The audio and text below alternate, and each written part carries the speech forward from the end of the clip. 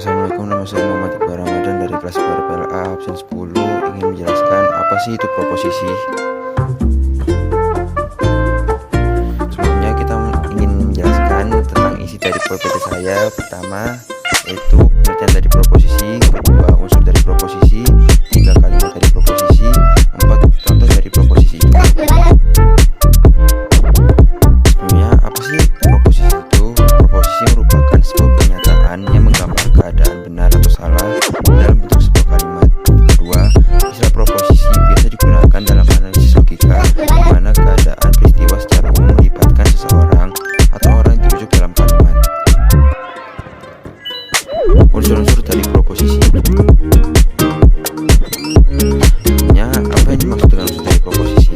Proposisi mempunyai tiga unsur, yaitu subjek, perkara yang disebutkan terdiri dari orang, benda, tempat, atau perkara. Predikat adalah perkara yang dinyatakan dalam subjek. Kopula adalah kata yang menghubungkan subjek dan predikat. Penjelasannya, satu, subjek. Subjek yaitu hal yang disebutkan dalam kalimat proposisi yang dapat berupa benda, lokasi, orang, atau kejadian. Predikat yaitu hal yang dinyatakan dalam subjek. Kopula yaitu hal yang menjadi penghubung antara subjek dan predikat. Kedua, predikat yaitu hal yang dinyatakan dalam subjek. Kopula atau kata penghubung adalah kata yang menghubungkan subjek dan predikat. Ketiga, kopula.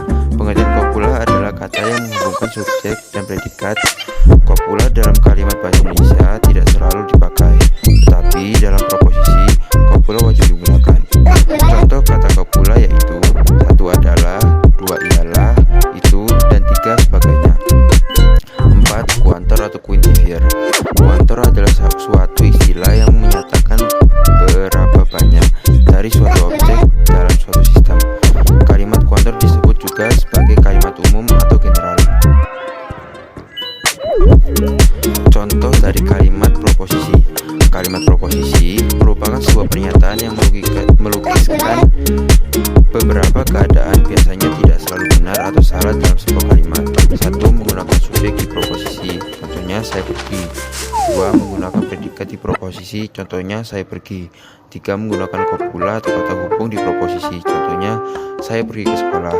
Empat, menggunakan kuantor atau quintivier atau kata sebelum kata benda di proposisi, contohnya saya pergi ke sekolah mengendarai sepeda motor.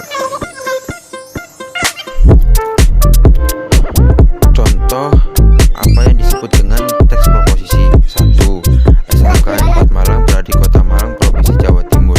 Kebenaran kalimat di samping bernilai benar. 2. SMK 4 Malang berada di Kota Magetan, Provinsi Jawa Tengah. Kebenaran kalimat di samping bernilai salah. Sekian dari presentasi voice ini. Selebihnya mohon maaf. Wassalamualaikum warahmatullahi wabarakatuh.